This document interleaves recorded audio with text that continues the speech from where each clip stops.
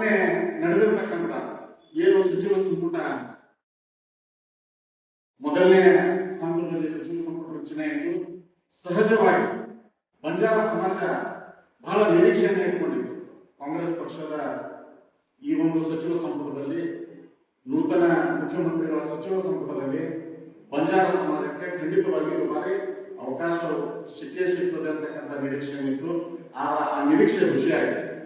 ಸಮಾಜದ ಎಲ್ಲ ಹಿರಿಯರು, ಯುವಕರು, ನಾವೆಲ್ಲರೂ ಕೂಡ ಶಕ್ತಿ ಮೀರಿ ಕಾಂಗ್ರೆಸ್ ಪಕ್ಷವನ್ನ ನಾವು ಇಷ್ಟೆಲ್ಲ ಬೆಂಬಲಿಸಿದ್ರು ಕೂಡ ನಮ್ಮ ಅಭ್ಯರ್ಥಿ ಏಕೈಕ ಶಾಸಕ ರುದ್ರಪ್ಪ ಲಮಾಣಿ ಅವರನ್ನ ಸಚಿವ ಸಂಪುಟದಲ್ಲಿ ಸೇರಿಸ್ಕೋಬೇಕಾಗಿತ್ತು.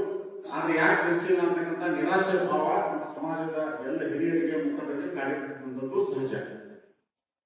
ಹಿಂದೆ 2023 ಚುನಾವಣೆ ನಡೆದಿರ್ತಕ್ಕಂಥ ಸಂದರ್ಭದಲ್ಲಿ ನಮ್ಮೆಲ್ಲ ಸಮಾಜದ ಹಿರಿಯರು, ಮುಖಂಡರು ಎಲ್ಲರೂ ಒಗ್ಗಟ್ಟಾಗಿ ಬಿಜೆಪಿ ಹಠ ತಾಂಡ ಬಚಾವ್ ಅಂತಕ್ಕಂಥ ಅಭಿಯಾನ ಕಾಂಗ್ರೆಸ್ ಪಕ್ಷಕ್ಕೆ 90% ಭಾಗವಾಗಿ ಎಲ್ಲ ತಾಂಡಾಗಳಲ್ಲಿ ಕಾಂಗ್ರೆಸ್ ಪಕ್ಷವನ್ನ ಬೆಂಬಲಿಸಿದ್ರ ಫಲವಾಗಿ ಕಾಂಗ್ರೆಸ್ ಸರ್ಕಾರ ರಚನೆ ಆಗಲಿಕ್ಕೆ ಪ್ರಮುಖವಾಗಿ ಬಂಜಾರ ಸಮಾಜ ಕೂಡ ಬೆಂಗಾವಲಾಗಿ ನಿಲ್ಲಿಸಿರ್ತಕ್ಕಂಥದ್ದು ಅದು ಎಲ್ಲರಿಗೂ ಗೊತ್ತಿರ್ತಕ್ಕಂಥ ವಿಚಾರ.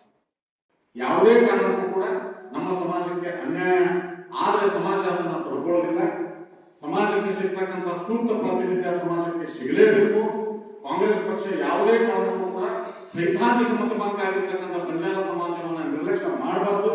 ಬಂಜಾರ ಸಮಾಜದ ಏನು ಶಾಸಕರಿದ್ದಾರೆ ಅವರಿಗೆ ನಮ್ಮ ಕಾನೂನುಬದ್ಧ ಏನು ಸಂವಿಧಾನಬದ್ಧವಾಗಿರ್ತಕ್ಕಂಥ ಪ್ರಾತಿನಿಧ್ಯ ನಮಗೆ ಈ ಸಚಿವ ಸಂಪುಟದಲ್ಲಿ ಸಿಗಬೇಕು.